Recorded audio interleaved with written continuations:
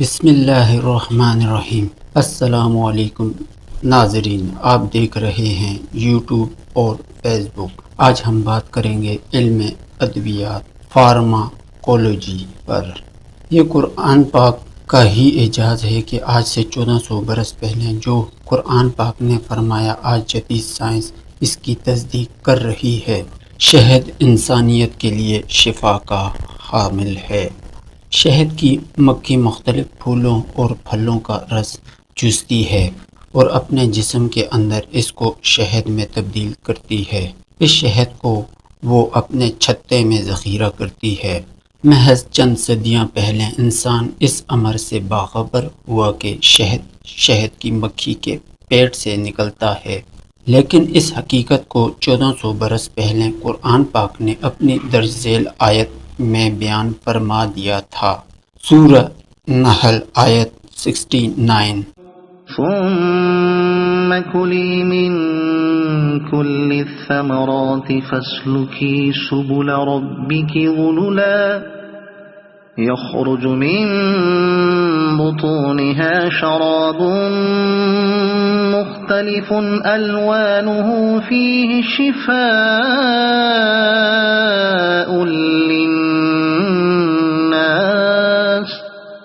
إن في ذلك لآية لقوم يتفكرون۔ اس کے پیٹ سے ایک پینے کی چیز رنگ برنگی نکلتی ہے جس میں لوگوں کی تندرستی ہے۔ ہمیں حال ہی میں یہ خبر ہوئی ہے کہ شہد میں شفا ہے، اس میں تندرستی عطا کرنے کی خصوصیات پائی جاتی ہیں اور یہ جراثیم کش بھی ہے۔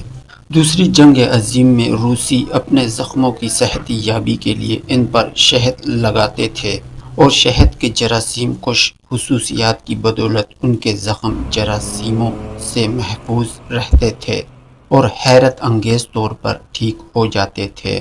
شہد کی شفا یابی کی حیرت انگیز خصوصیات اس وقت منظر عام پر آئیں جب سینے کی بیماریوں میں مبتلا باعث لا علاج مریضوں کو اس سے شفا حاصل ہوئی۔ یہ مریض انگلستان کے نرسنگ ہومز میں زیر علاج تھے اور سسٹر کارولی ان کے علاج معالجے پر مامور تھیں۔ اس نے پروپولس سے ان مریضوں کا علاج کیا۔ پروپولس ایک ایسا عنصر ہوتا ہے جس کو شہد کی مکھی بذات خود مہیا کرتی ہے اور یہ شہد کے چھتے کو بیکٹیریا سے بچانے میں معاون ثابت ہوتا ہے۔ اگر کوئی شخص نباتات پودے سے الرجی کے مرض میں مبتلا ہو تو اسے اسی پودے سے تیار شدہ شہد استعمال کروانے سے اس شخص میں اس الرجی کے خلاف مدافعت پیدا ہوتی ہے۔